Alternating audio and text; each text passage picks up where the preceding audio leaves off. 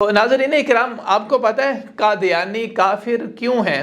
کیونکہ آج کل یہ اپنے آپ کو بڑا مظلوم بنا کے پیش کرتے ہیں، خاص طور پہ یہود و نصارہ کے سامنے اپنی مظلومیت کا رونا روتے ہیں کہ دیکھیں ہم مسلمان ہیں، مسلمانوں کی طرح ہم سارے کام کرتے ہیں، نماز پڑھتے ہیں، روزہ رکھتے ہیں، سارے کام ہمارے مسلمانوں والے ہیں، لیکن ہمیں مسلمان سمجھا نہیں جاتا۔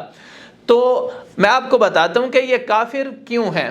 سب سے پہلے یہ اللہ تعالیٰ کی توحید کا انکار کرتے ہیں اور اللہ تعالیٰ کی توہین کرتے ہیں۔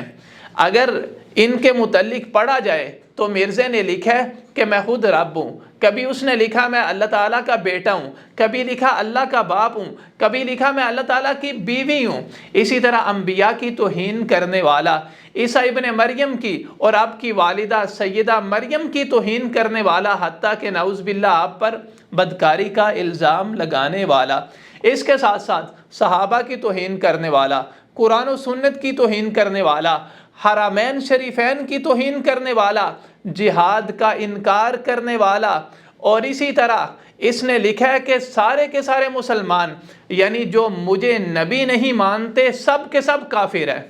حتیٰ کہ اس نے یہاں تک لکھا ہے کہ جو مجھے نبی نہیں مانتا، یا مسلمانوں کے متعلق اس نے لکھا ہے نعوذ باللہ یہ کنجریوں کی اولاد ہے۔ تو کیا ایسی بکواس کرنے والا کوئی نبی ہو سکتا ہے؟